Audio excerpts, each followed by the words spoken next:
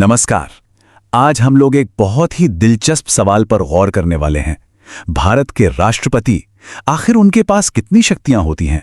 क्या वो वाकई उतने पावरफुल हैं जितने लगते हैं? चलिए आज इसी सवाल की तह तक चलते हैं और इस पहेली को सुलझाते हैं। अच्छा, कभी सरकारी कागजात या कानून देखें, उनमें एक लाइन बड़ी कॉमन होती है, president of India is pleased to, यानी भारत के राष्ट्रपति सहर्ष। आप देखिए, देश का लगभग हर बड़ा फैसला वो इसी लाइन से शुरू होता है। तो इसको देखकर तो यही लगता है ना कि सारे के सारे फैसले राष्ट्रपति साहब ही लेते हैं। लेकिन क्या सच में ऐसा है? यहीं पर एक बड़ा मजेदार पैराडॉक्स, एक विरोधाभास सामने आता है और आज हम इसी गुत्थी को सुलझाने वाले हैं। तो इस पजल को सॉल्व करने के लिए हमें शुरुआत करनी होगी एकदम बेसिक से, यानी हमारे संविधान से। देखते हैं कि संविधान राष्ट्रपति पद के बारे में कहता क्या है। हमारे संविधान का आर्टिकल 52 बहुत ही सीधी और सिंपल बात कहता है, बस इतना कि there shall be a president of India, यानी भारत का एक राष्ट्रपति होगा। सुनने में ये एक छोटी सी लाइन लगती है ना, पर यही वो लाइन है जो देश के सबसे ऊंचे, सबसे बड़े पद की नींव रखती है। तो ये राष्ट्रपति हैं कौन? टेक्निकली उन्हें कहते हैं कॉन्स्टिट्यूशनल हेड।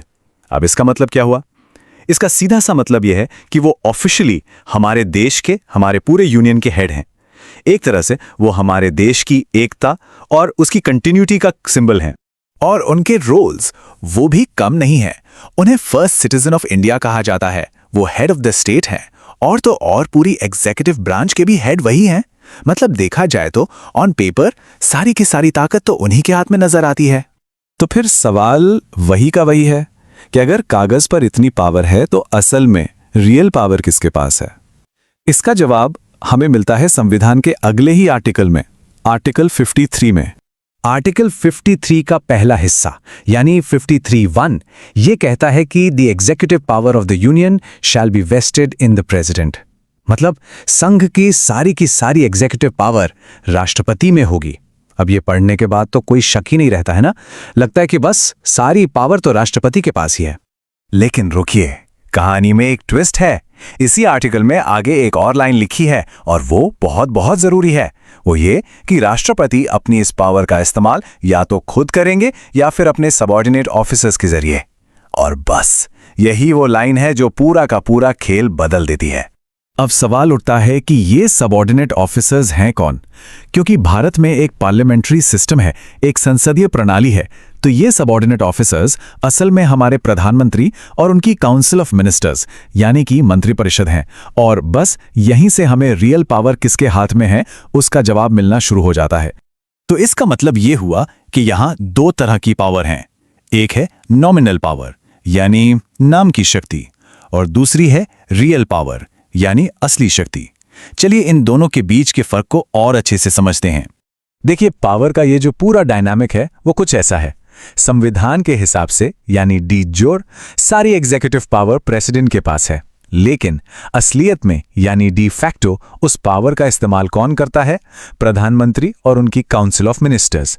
तो सबसे जरूरी बात जो हमें समझनी है वो ये है कि फैसले लिए तो राष्ट्रपति के नाम पर जाते हैं, पर वो फैसले लेता कौन है? प्रधानमंत्री और उनकी कैबिनेट। इस नॉमिनल और रियल पावर के फर्क को समझने के लिए एक बहुत ही बेहतरीन उदाहरण है, और वो है राष्ट्रपति की मिलिट्री पावर। चलिए देखते हैं कि यहां यह सिस्टम कैसे काम करता है।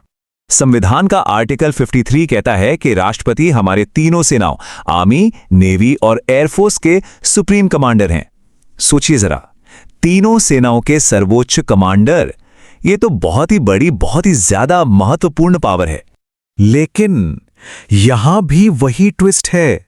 राष्ट्रपति इस सुप्रीम कमांड का इस्तेमाल भी अपनी मर्जी से नहीं कर सकते।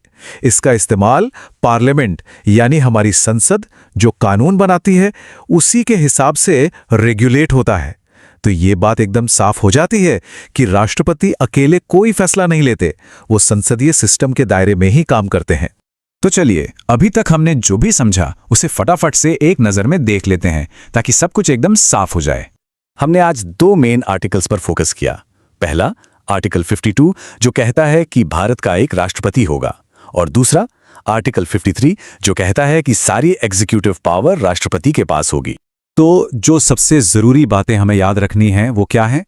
पहली, प्रेसिडेंट जो हैं वो नॉमिनल एग्जीक्यूटिव हेड हैं, मतलब नाम मात्र के प्रमुख। दूसरी, असली पावर प्राइम मिनिस्टर और उनकी काउंसिल ऑफ मिनिस्टर्स के पास होती है। तीसरी, प्रेसिडेंट हमारी तीनों सेनाओं के सुप्रीम कमांडर हैं। और चौथी और सबसे जरूरी, सरकार के सारे काम होते राष्ट्रपति के नाम पर ही हैं। तो ये सब जानने के बाद एक बहुत बड़ा सवाल हमारे सामने आकर खड़ा हो जाता है। क्या इसका मतलब ये है कि राष्ट्रपति का पद सिर्फ एक फॉर्मल, एक सेरेमोनियल पोस्ट है, एक रबर स्टैम्प की तरह?